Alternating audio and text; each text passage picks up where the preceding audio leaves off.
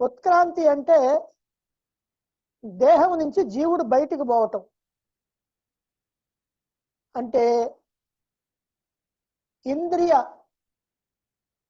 మనస్సులతో, ఇంద్రియ వృత్తులతో, మనస్సు వృత్తులతో ప్రాణం కలిసి జీవుడిలో కలిసి ఆ జీవుడు దేహంలో నుండి బయటికి వెళ్ళటాన్ని ఉత్క్రాంతి అన్నారు.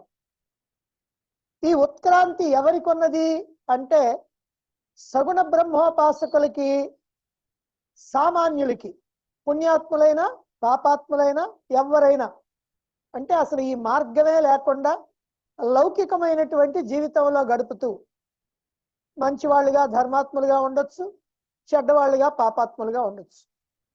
వీళ్ళందరికీ కూడా ఉత్క్రాంతి ఉన్నది.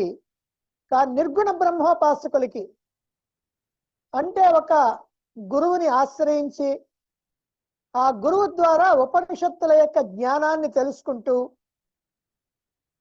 పరమాత్మ అంటే ఎవరో, దాని స్వరూప స్వభావాలు ఏమిటో గ్రహిస్తూ ఆ పరమాత్మ నేనేనని తెలుసుకొని ఆ పరమాత్మగా ఉండటానికి ఏ రకమైన ప్రయత్నం చేయాలో ఆ సాధన చేస్తూ ఉన్నటువంటి వాళ్ళు ఏనాటికైనా జీవన్ముక్తిని పొందేటువంటి వాళ్ళు ఆ జీవన్ముక్తిని కనుక పొందితే వారికి ఉత్క్రాంతి లేదు.